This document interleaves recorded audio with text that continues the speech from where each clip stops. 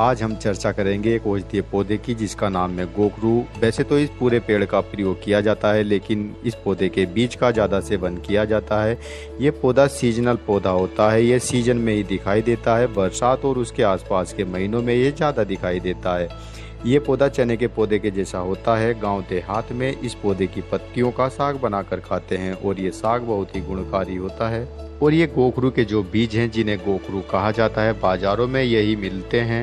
इनमें कांटे होते हैं और इन गोखरुओं की चूर्ण बनाकर सेवन किया जाता है। इस गोखरू के पौधे को कई नामों से जाना जाता है। लैटिन में इसे ट्रिबुलस टेरेस्ट्रिस, अंग्रेजी में स्मॉल कालट्रॉप्स, संस्कृत में गोक्षुर, चणद्रुम, हिंदी में इसे गोखरू आदि नामों से जाना जाता है। गोखरू के पौधे पहले तो बहुत दिखाई देते थे और आने जाने वालों के पैरों में इसके कांटे चुभ जाया करते थे, लेकिन अब ये पौधे विलुप्त होते जा रहे हैं और हम सभी का कर्तव्य है कि इन पौधों की रक्षा करें, इन्हें लगाएं, जिससे हमारी आगे आने वाली जनरेशन भी इसका लाभ ले पाए। गोखरू का जो औषधीय गुण है, जिनको गठिया रोग है, गठिया रोग की परेशानी है, यूरिक एसिड बढ़ा हुआ है, उसके लिए आप गोखरू, सौंठ, मेथी, अश्वगंधा इन चारों को बराबर मात्रा में लेकर उसका पाउडर कर लें और फिर इसे एक चम्मच की मात्रा में सुबह शाम लेते हैं तो इससे आपका जो यूरिक एसिड बढ़ा हुआ है वह भी ठीक हो जाता है और जो आपका गठिया रोग है वह भी जड़ से खत्म हो जाता है। इसके अलावा यदि आपको खांसी हो रही है, बार बार खांसी आ रही है, तो आप गोखरू में थोड़े तुलसी के पत्ते, थोड़ी सी सौंठ को लेकर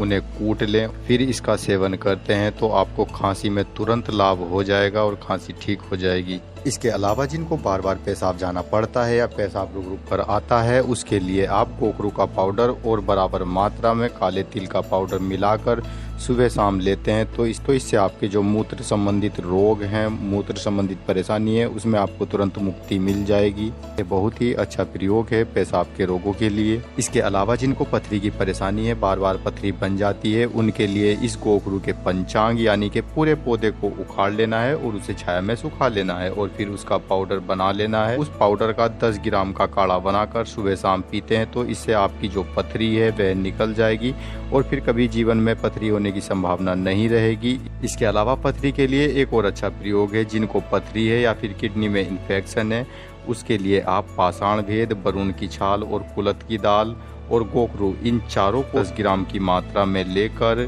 400 ग्राम पानी में पकाना है। जब 100 ग्राम बच जाए तो उसे छान कर सुबह शाम पीते हैं तो इससे आपका जो किडनी का इन्फेक्शन है वह ठीक हो जाएगा और दूषित पानी पीकर जो आपको पथरी हो रही है, किडनी में इन्फेक्शन हो रहा है, ये सभी ठीक हो जाएंगे। इसके अलावा ये जो गोखरू है ये गर्भाशय की शुद्धि करता है। जिन माताओं बहनों को बच्चा होने के बाद में गर्भाशय में इन्फेक्शन है या फिर कुछ कचरा रह गया है, उसके लिए गोखरू के बीज और अजवाइन इन दोनों का काढ़ा बनाकर कुछ समय तक लगातार सुबह शाम पीते हैं तो इससे जो अंदर की सूजन है, अंदर का इन्फेक्शन है वह ठीक हो जाएगा और जो कचरा रह गया था गर्भाशय में वह भी निकल जाएगा।